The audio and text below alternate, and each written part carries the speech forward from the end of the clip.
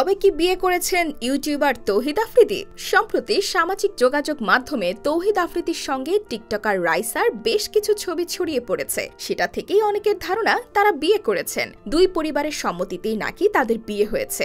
সরকার পতনের পর থেকে তৌহিদ আফ্রিদিকে সেভাবে দেখা যায়নি। তৌহিদ আফ্রিদির বিরুদ্ধে বিদায়ী সরকারের পক্ষে কাজ করার গুঞ্জন রয়েছে। এতে তাঁর জনপ্রিয়তায় বেশ ধস নেমেছে। 2024 সালের 5 আগস্টের পর তিনি সোশ্যাল মিডিয়া ছাড়ার ঘোষণা দেন। এরপর বোঝাতে চেয়েছিলেন তিনি নানা চাপে ছিলেন। তবে তাফসির খান সহ অনেকেই হাটে হাড়ি ভেঙে দেয়। তৌহিদ আফ্রিদি কিশোর বয়সেই তারকা খ্যাতি পেয়েছিলেন। তার বাবা নাসির উদ্দিন সাথী একজন ব্যবসায়ী। তৌহিদ আফ্রিদি 7 বছর ইংল্যান্ডে ছিলেন। তিনি ইংল্যান্ডের ক্যান বুক স্কুল থেকে ও লেভেল দিয়ে এ লেভেল পর্যন্ত পড়াশোনা করেছেন। বর্তমানে Touhid Afridi New York film academy থেকে মিডিয়াতে পিএইচডি করছেন, যা 2025 সালে শেষ হবে।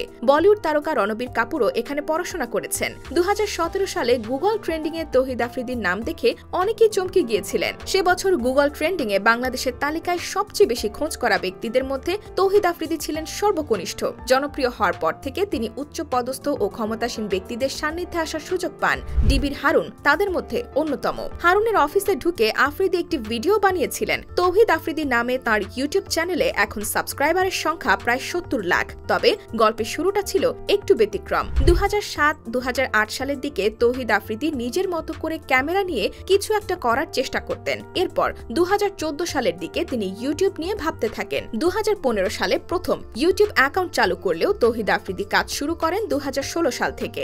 বাংলাদেশে যখন ভিডিও বানানো অতটা জনপ্রিয় হয়ে ওঠেনি, আফ্রিদি তখন থেকেই ইউটিউবের জন্য ভিডিও বানানো শুরু করেন। তার অনুপ্রেরণা ছিল বিদেশি ব্লগার, আর ক্যামেরা হিসেবে ছিল নিজের আইফোন। ননস্টপ প্র্যাঙ্ক নামে তার একটি শো ছিল।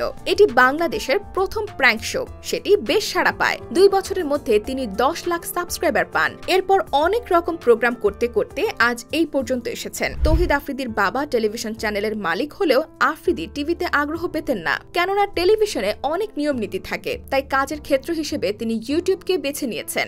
2016 সালটি ছিল তৌহিদ আফ্রিদির জন্য টার্নিং পয়েন্ট, কেননা ওই বছর তিনি ভ্লগিং শুরু করেন। ভ্লগের কারণে তার পরিচিতি অনেক গুণ বেড়ে যায়। অনেকে মনে করত তৌহিদ আফ্রিদি মানে ভ্লগ। টানা 3 বছর মোবাইল দিয়ে ভিডিও তৈরির পর 2018 সালে 50,000 টাকায় একটি ক্যামেরা কেনেন আফ্রিদি। এখন তার ভিডিও এডিট করার সহকারী আছে। নিজের আয়ের টাকায় নিয়েছেন বেশ বড় একটি অফিস। 2019 সালের মাঝামাঝি সময়ে তিনি কলকাতার সুপারস্টার দেবের সঙ্গে ভ্লগ করেন। বাংলাদেশের কোনো ইউটিউবারের সঙ্গে সেটি ছিল দেবের প্রথম ভ্লগ। তৌহিদ আফ্রিদিকে নিজের অফিস ঘুরিয়ে দেখান দেব। এছাড়া কয়েকটি প্রোগ্রামেও নিয়ে যান। তারকা খ্যাতি থাকলে প্রেমের গুঞ্জনও শোনা যায়। তৌহিদ আফ্রিদির ক্ষেত্রেও এর ব্যতিক্রম হয়নি। উঠতি নায়িকা প্রার্থনা ফারদিন দিঘির সঙ্গে তৌহিদ আফ্রিদির প্রেমের গুঞ্জন ছিল। তবে আফ্রিদি ও দিঘি দুজনেই এই ব্যাপারটি গুঞ্জন বলে উড়িয়ে দিয়েছিলেন। আফ্রিদি বলেছিলেন দিঘি তার ছোট বোন। 2024 সালের 5 আগস্ট আওয়ামী লীগের পতনের পর তৌহিদ আফ্রিদির বাবার টিভি অফিসের বিল্ডিং এ ব্যাপক হয়। এতে প্রচুর ক্ষতি হয়েছে। তৌহিদ আফ্রিদির বাবার একাধিক ব্যবসা আছে। ভবিষ্যতে